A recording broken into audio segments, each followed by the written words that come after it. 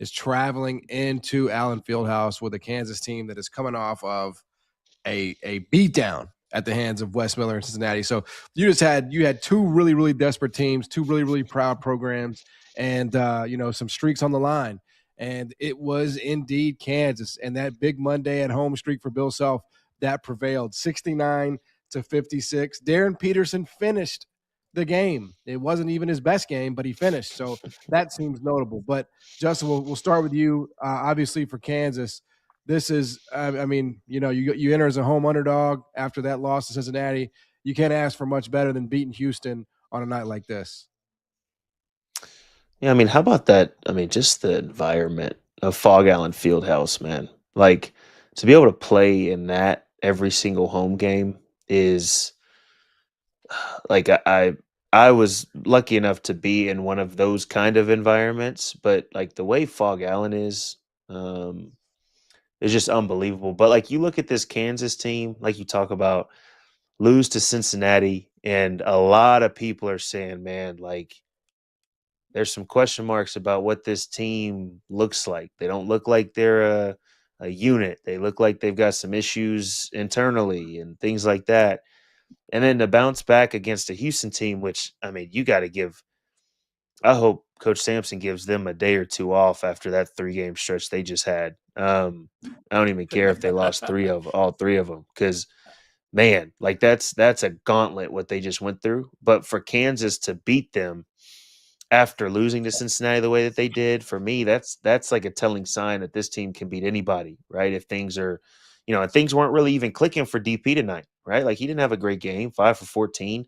Yeah, he finished the game, which I know everybody's kind of, got their opinions about that. But a guy like Trey White steps up, which he's done a ton of times this year. Obviously, Melvin Council Jr. kind of being, the head of the snake when it comes to the, physicality, the pace, everything like that.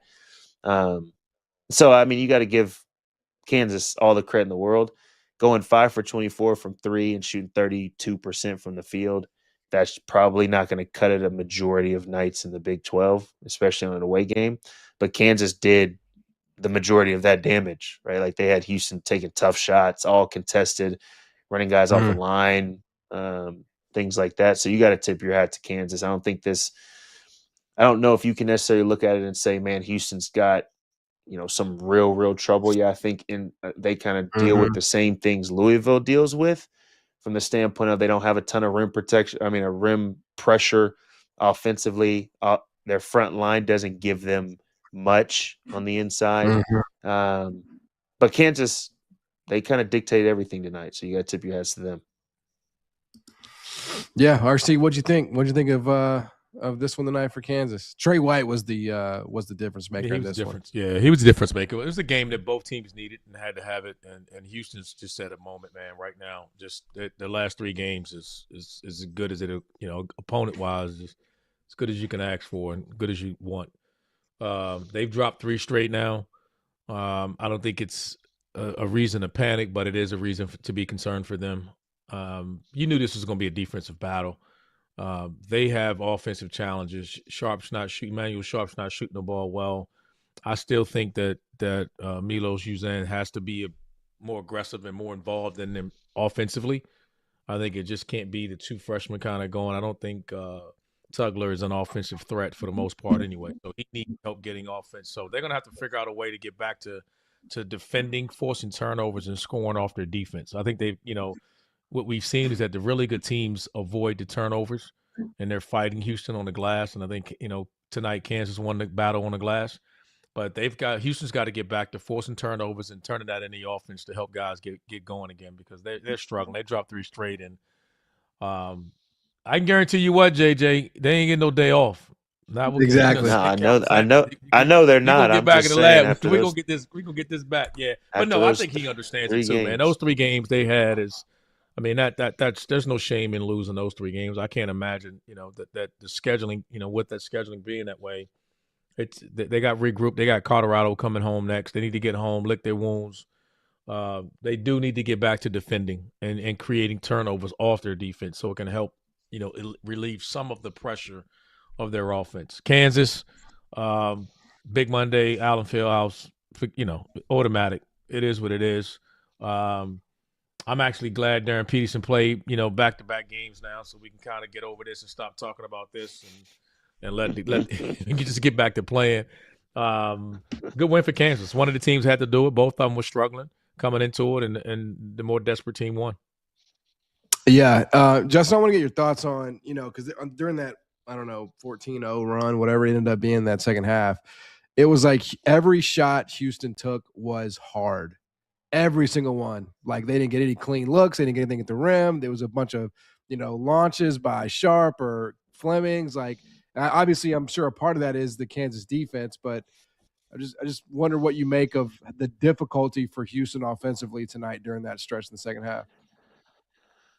Well, I think that's why, for tonight, I compare him to how Louisville was offensively, right? Like, you look at Houston's offense, it was a ton of jump shots, other than them getting on transition and getting to the rim.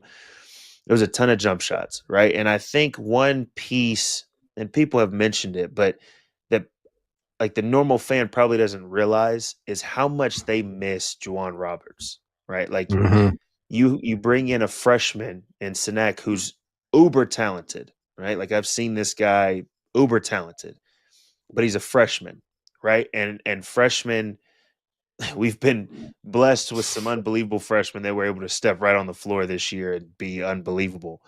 But, like, he's more of a guy that's going to take time, right? Physically, the pace of the game, where he can be aggressive, what he's supposed to do, things like that.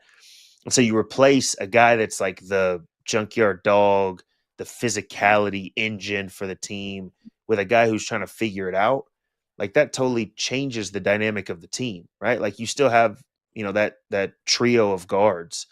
But if you don't have a guy inside to be able to be physically imposing with guards that shoot a bunch of jump shots, then you start to run into trouble when you run into guys on the other side that are Trey White, Council, Badunga, like guys that are more physically, gifted than these guys. So I think that's just I think that's kind of what it is. But like RC said, Houston's not going to change that, but they can get back to how they built their resume so well, right? From the standpoint of, hey, we're going to guard the crap out of you, and we're going to make you feel uncomfortable at all times, force turnovers so that we can get out in transition and play against maybe a looser defense than having to go against a half-court defense that's set all the time.